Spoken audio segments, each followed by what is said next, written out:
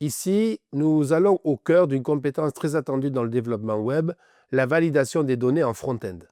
Un formulaire, aussi clair et bien structuré soit-il, ne peut être considéré comme fonctionnel s'il ne permet pas de contrôler les informations saisies par l'utilisateur.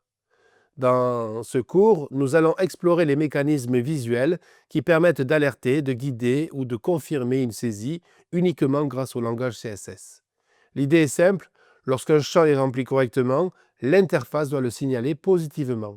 Inversement, lorsqu'une erreur est détectée, l'utilisateur doit être averti sans ambiguïté. Il ne s'agit donc pas uniquement de valider en arrière-plan, mais de créer une expérience fluide, réactive et compréhensible.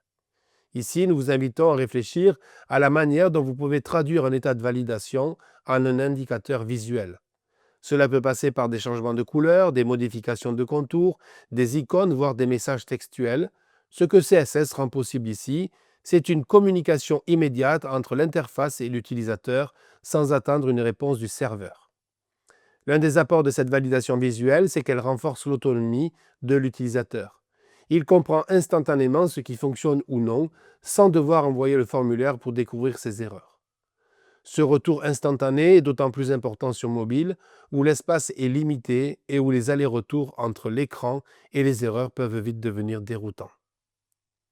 Au travers de ce chapitre, vous allez découvrir comment réparer les champs valides ou invalides, comment les styliser et comment faire en sorte que l'interface donne un feedback adapté.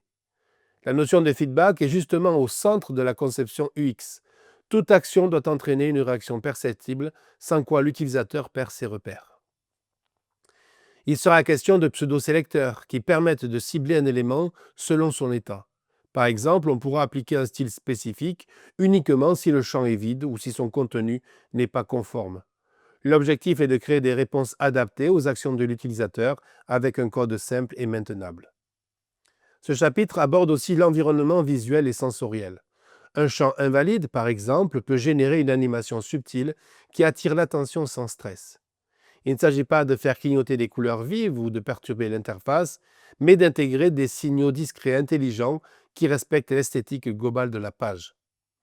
En ajoutant des animations douces, vous pouvez renforcer la lisibilité et guider visuellement l'utilisateur.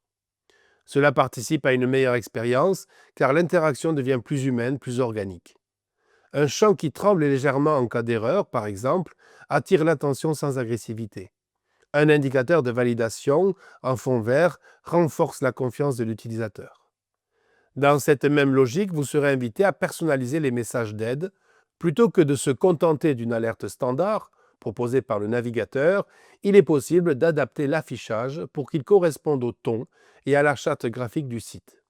Les messages d'erreur, les textes indicatifs ou les icônes peuvent ainsi enrichir l'interface tout en restant cohérents. Une autre dimension explorée concerne l'accessibilité. En effet, les couleurs seules ne suffisent pas toujours à signaler un problème. Certaines personnes ont besoin d'un contraste renforcé ou d'un accompagnement textuel clair.